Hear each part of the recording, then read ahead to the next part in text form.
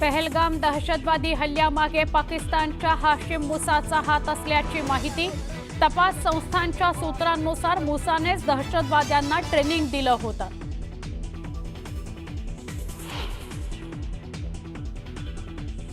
पाकिस्तानचे लष्कर प्रमुख मुनीर यांनी पहलगाम हल्ला घडवून आणला। अमेरिकेतील एका मोठ्या वृत्तपत्राचा खळबळजनक दावा।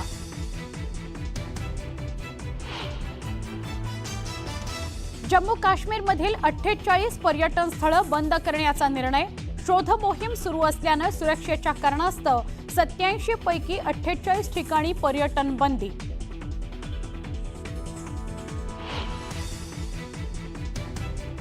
केंद्रीय मंत्रिमंडळाची उद्या सकाळी 11 वाजता बैठक। पहलगाममधील हल्ल्यात मृत्युमुखी पडलेल्यांना श्रद्धांजली वाहिली जाणार असल्याची माहिती, तर पहलगाम हल्ल्यावरही चर्चा होणार असल्याची माहिती।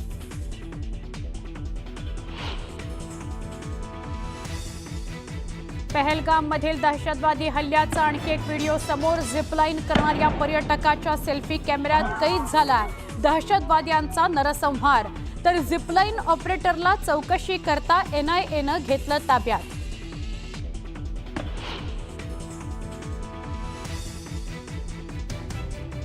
विजय वडेट्टीवारांच्या असंवेदनशील आणि जनतेला दुखावणाऱ्या वादग्रस्त विधानाला माफी मागणं हा उपाय नाही, काँग्रेसचा खरा चेहरा समोर आल्याचा बावनकुळेंचा दावा।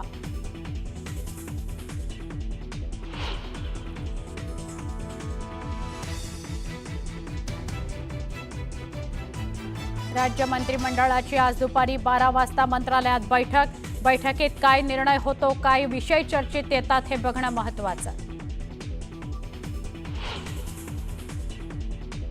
महायुतीत पालकमंत्री पदावरून वाद कायम। महाराष्ट्र दिनी नाशिकला गिरीश महाजनांच्या हस्ते तर रायगडला अदिती तटकरेंच्या हस्ते होणार ध्वजारोहण।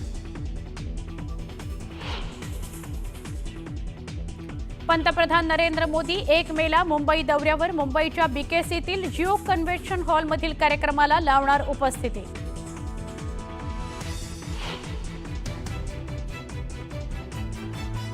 भाजपच्या राष्ट्रीय अध्यक्षपदाची निवडणूक पुढे ढकलण्यात आल्याची माहिती। पहलगाम दहशतवादी हल्ल्यामुळे निवडणूक पुढे ढकलल्याची माहिती।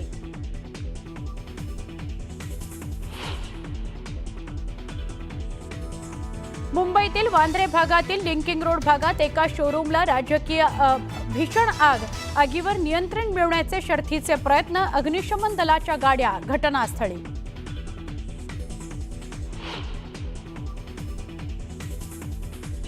पालघरमध्ये नवजात मुलीची आईकडून हत्या। चौथी मुलगीच झाल्यानं मुलीला संपवलं। डहाणू लोणीपाडामध्ये धक्कादायक घटना, आरोपी आईला अटक।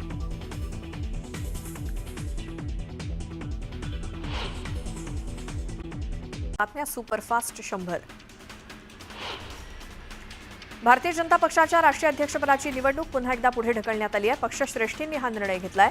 येत्या मे महिन्यात ही निवडणूक अपेक्षित होती, मात्र पहलगाम दहशतवादी हल्ल्यामुळे सध्या देशात तणावाचं वातावरण आहे, त्यामुळे हा निर्णय घेतल्याचं बोललं जातंय। परिस्थिती सामान्य झाल्यानंतरच निवडणुकीचा निर्णय घेतला जाऊ शकतो, त्यामुळे राष्ट्रीय अध्यक्षपदाची निवडणूक पुढे ढकलल्यामुळे JP नड्डा अध्यक्षपदावरती कायम राहतील। नड्डा 2020 पासून भाजपचं अध्यक्षपद भूषवतायत। पहलगाम दहशतवादी हल्ल्यानंतर संपूर्ण देशातून पाकिस्तानविरुद्ध कठोर कारवाईची मागणी केली जाते, पण दुसरीकडे कर्नाटकचे मुख्यमंत्री सिद्धरामय्या यांच्यासह अनेक काँग्रेस नेत्यांनी पहलगाम हल्ल्यावरती वादग्रस्त प्रतिक्रिया दिल्या। आता या सर्व प्रतिक्रियांवरती राहुल गांधी नाराज असल्याची माहिती समोर आली आहे। मल्लिकार्जुन खरगे यांनी देखील नाराजी व्यक्त केली असून पक्षाच्या नेत्यांना वेगळी विधानं जारी न करण्याचा सल्ला दिला जाऊ शकतो। जम्मू काश्मीरमधील पहलगाम इथे झालेल्या दहशतवादी हल्ल्यामुळे देशभरात संतापाची लाट आहे। अशातच जम्मू काश्मीरचे माजी मुख्यमंत्री फारुख अब्दुल्ला यांनी देखील या हल्ल्यासाठी पाकिस्तानचा तीव्र शब्दात निषेध केला। पहलगाम हल्ल्यानंतर जम्मू काश्मीरमध्ये ट्रेकिंगवरती बंदी घालण्यात आली आहे। प्रशासनाकडून पर्यटकांसाठी सूचना जारी करण्यात आल्या आहेत। फक्त मुख्य पर्यटन स्थळावरतीच नैसर्गिक सौंदर्याचा आनंद घेण्याचं आवाहन करण्यात आलं आहे। गेल्या 32 वर्षांमध्ये 23,386 दहशतवाद्यांना भारतानं मारल्याची माहिती समोर आली आहे, तर 6,413 भारतीय जवान यात शहीद झाले। पाकिस्ताननं 3 दिवसांसाठी हवाई क्षेत्र बंद केल्याची माहिती समोर आली आहे। भारताच्या कारवाईचा धसका घेत पाकिस्ताननं हा निर्णय घेतलाय। बीकेसी इथल्या जिओ वर्ल्ड सेंटर इथे 1 ते 4 मे या कालावधीत वर्ल्ड ऑडिओ व्हिज्युअल एंटरटेनमेंट समिटचं आयोजन करण्यात आलं असून या कार्यक्रमाचं 1 मे रोजी पंतप्रधान नरेंद्र मोदींच्या हस्ते उद्घाटन होणार आहे. उद्योगमंत्री उदय सामंत यांनी तशी माहिती दिली. मे महिन्यात बँकांना तब्बल 13 दिवस सुट्ट्या असणार आहेत. त्यामुळे अनेक सणांचा, शासकीय सुट्ट्या आणि वीकेंडचा समावेश आहे. मे महिन्यात अनेक सण असल्यामुळे त्यासाठी तब्बल 7 दिवस बँका बंद असणार आहेत. वेगवेगळ्या राज्यांमध्ये वेगवेगळ्या दिवशी बँका बंद असतील. महाराष्ट्र बोर्डाचा 12वीचा निकाल मे महिन्याच्या पहिल्या आठवड्यात जाहीर होण्याची शक्यता आहे. मंडळाकडून निकालासंदर्भात प्राथमिक माहिती देण्यात आली आहे. मात्र अद्याप नेमकी तारीख अधिकृतपणे जाहीर झालेली नाही. लवकरच मंडळाकडून अधिकृत परिपत्रक जाहीर होणार असून त्यात अंतिम तारखेची माहिती मिळणार आहे. पुणे विमानतळावरून प्रवास करणाऱ्या प्रवाशांसाठी आनंदाची बातमी समोर आली. आता पुणे विमानतळावरती 10 रुपयात चहा मिळणार आहे. सोबतच 20 रुपयात कॉफी मिळेल. पुणे विमानतळावरती उडान यात्रा कॅफेचं उद्घाटन केंद्रीय राज्यमंत्री मुरलीधर मोहोळ यांच्या हस्ते करण्यात आलं.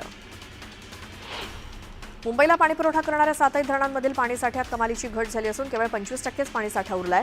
त्यातच गेल्या काही वर्षांपासून लांबणारा पाऊस पाहता पालिकेला जपून पाणीपुरवठा करावा लागणार आहे. या पार्श्वभूमीवर 15 मे पर्यंत उपलब्ध पाणीसाठ्याचा आढावा घेऊन 10 ते 15% पाणी कपात केली जाईल अशी माहिती पालिका प्रशासनाकडून देण्यात आली आहे. पश्चिम रेल्वे मार्गावरती कांदिवली आणि बोरिवली दरम्यान घेण्यात आलेल्या 35 तासांच्या ब्लॉक कालावधीत पूल क्रमांक 61च्या रिगर्डिंगचं काम पूर्ण झालेलं आहे. या ठिकाणचं जुनं कास्ट आयर्न गर्डर बदलून त्यासाठी त्या जागी 20 सिमेंटचे स्लॅब बसवण्यात आले. या कामामुळे आता 50 किलोमीटर प्रति तास वेगानं ट्रेन चालवणं शक्य होणार असल्याचं अधिकाऱ्यांनी सांगितलं. आता म्हाडामध्ये जाण्यासाठी रांगेत उभं राहावं लागणार नाही. मुख्यालयाच्या गेट नंबर 4 मधल्या सुविधा केंद्रात नागरिकांसाठी किऑस्क मशीन बसवण्यात आलंय. मशीनवर मराठी आणि इंग्रजी भाषेत माहिती सादर करण्याची सुविधा आहे. देशातील महामार्गावरती सुविधांचा अभाव असल्यामुळे नागरिकांचा जीव जातोय असं म्हणत सर्वोच्च न्यायालयानं केंद्र सरकारवरती नाराजी व्यक्त केली.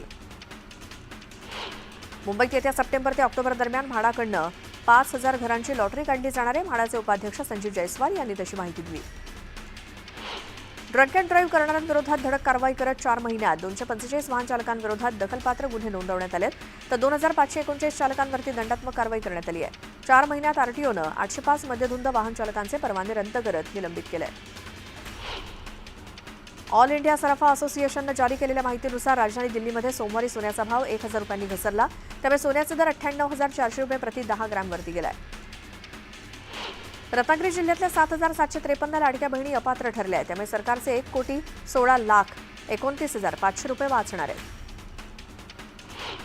राज्यात मुलींच्या जन्मदरात वाढ करण्यासाठी त्यांच्या शिक्षणाला प्रोत्साहन देण्यासाठी राज्य सरकारनं लेक लाडकी योजना सुरू केली आहे आणि मुलींच्या सक्षमीकरणाच्या या योजनेला मुंबईमध्ये प्रतिसाद मिळत असून या योजनेत 1,469 लाभार्थी नोंदवले गेलेत.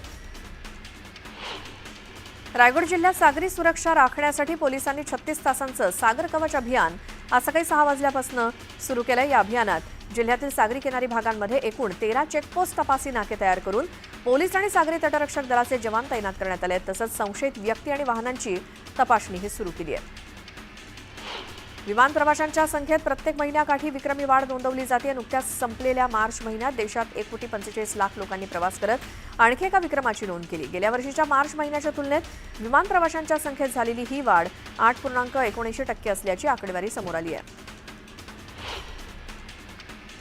वाढत्या महागाईत ज्वारीनं नागरिकांना दिलासा दिलाय. ज्वारीच्या भावात प्रति किलो 15 रुपयांची घट झाल्यामुळे किमान भाकरी तरी स्वस्त झाल्याची प्रतिक्रिया बाजारात उमटू लागली आहे. रायगडच्या वडवली येथे बैलगाडा शर्यतीचं भव्य आयोजन करण्यात आलं होतं. शेतमाळावर बैलगाडा शर्यतींचा थरार बघायला मिळाला असून तालुक्यातील 100पेक्षा जास्त बैलगाड्यांनी सहभाग घेतला. शर्यत बघण्यासाठी माणगाव तालुक्यातून आणि जिल्हाभरातून हजारो बैलगाडी शर्यत प्रेमींनी गर्दी केली. धाराशिव शहरातील रस्त्यावरच्या खड्ड्यामुळे अनेकांचा बळी गेला. त्यामुळे रस्त्याची कामं तत्काळ करा तसंच कचरा डेपो स्थलांतरित करावा या मागणीसाठी महाविकास आघाडीच्या कार्यकर्त्यांनी जिल्हाधिकारी कार्यालयाच्या समोर आंदोलन सुरू केलंय. प्रशासन या मागण्यांकडे दुर्लक्ष करत असल्यामुळे कार्यकर्त्यांनी आता बेमुदत उपोषण सुरू केलं असून आज उपोषणाचा दुसरा दिवस आहे. कराड तालुक्यातल्या उमरजमध्ये ठाकरे गटानं पहलगाम हल्ल्याचा निषेध केला. यावेळी कार्यकर्त्यांनी पाकिस्तानच्या झेंड्याला जोडे मारत जोरदार घोषणाबाजी केली. उन्हाळी सुट्ट्यांचा आनंद घेण्यासाठी पर्यटकांनी रायगडच्या किनाऱ्यावरती गर्दी केली. अलिबागसह नागाव, काशीद, मुरुड, दिव्यागारचे किनारे गर्दीनं फुलून गेलेत. धाराशिवच्या तुळजाभवानी मंदिरात व्हीआयपी दर्शन पासच्या नावाखाली मोठा काळाबाजार होत असल्याचा आरोप आमदार कैलास पाटील यांनी केला. लोकप्रतिनिधी आणि पुजाऱ्यांनी मंदिर संस्थानचे अध्यक्ष जिल्हाधिकारी डॉक्टर कीर्ती किरण पुजार यांच्याकडे या संदर्भात तक्रारी केल्यानं खळबळ माजली आहे. एलएलबी प्रवेशाच्या सीईटीची परीक्षा 2 आणि 3 मे रोजी होणार आहे. यंदा एलएलबी अभ्यासक्रमाच्या सीईटी परीक्षेसाठी 95,000 विद्यार्थ्यांनी अर्ज भरले. राज्यातील 6 जिल्ह्यांमध्ये शेतकरी भवन बांधण्याचा निर्णय रद्द करण्यात आला. एकनाथ शिंदे मुख्यमंत्री असताना शेतकरी भवन बांधण्याचा निर्णय घेण्यात आला होता. राज्यात उद्योजकांना केली जाणारी दादागिरी अजिबात सहन केली जाणार नसून सरकार उद्योजकांच्या पाठीशी खंबीरपणे उभं राहणार असं प्रतिपादन राज्याचे महसूल मंत्री चंद्रशेखर बावनकुळेंनी केलं. धुळ्यातील आयोजित गुंतवणूक परिषदेत झालेले 8,436 कोटी रुपये गुंतवणुकीचे करार हे जिल्ह्यासाठी गेम चेंजर ठरणार असल्याचं चंद्रशेखर बावनकुळे म्हणाले. मुंबईमध्ये सागरी सुरक्षेसाठी 4 नव्या बोटी सज्ज ठेवण्यात येणार आहेत, तर 13 बोटींमध्ये अद्ययावत यंत्रणेचं नूतनीकरण केलं जाणार आहे. यासाठी 14 कोटी रुपये खर्च केले जाणार आहेत. राज्यात उन्हाच्या झळा आणि उकाड्यामुळे उष्माघाताच्या रुग्णांची संख्या झपाट्यानं वाढते. राज्यात आतापर्यंत उष्माघाताचे 70 रुग्ण आढळलेत. सर्वाधिक 11 रुग्ण यवतमाळ जिल्ह्यात असून पुण्यात देखील एका रुग्णाची नोंद झाली आहे. पिंपरी चिंचवड शहरातील पाणीपुरवठा विस्कळीत झालाय. कमी दाबानं पाणीपुरवठा होत असल्याच्या 1,800 तक्रारी नागरिकांनी केल्या आहेत. दरम्यान पाणीपुरवठा सुरळीत करण्याची मागणी नागरिकांनी केली. पुणेकरांकडून रेकॉर्ड ब्रेक आंब्याची खरेदी करण्यात आली आहे. पुण्यातील 4 आंबा महोत्सवात 4 कोटी रुपयांची उलाढाल झाली. गोंदियाच्या सडक अर्जुनी तालुक्यात आमदार राजकुमार बडोलेंनी अवकाळी पावसानं झालेल्या नुकसानीची पाहणी केली. तत्काळ पंचनामे करून मदत देण्याचे निर्देश त्यांनी अधिकाऱ्यांना दिलेत. जळगावच्या पारोळ्याच्या फटाका फॅक्टरीच्या 3ही मालकांना 10 वर्षांच्या कारावासाची शिक्षा ठोठावण्यात आली आहे. 16 वर्षांपूर्वी आगीत 21 जणांचा मृत्यू झाला होता. गोविंद एकनाथ शिरोळे, चंद्रकांत एकनाथ शिरोळे, मनीषा चंद्रकांत शिरोळे अशी शिक्षा झालेल्या मालकांची नावं आहेत.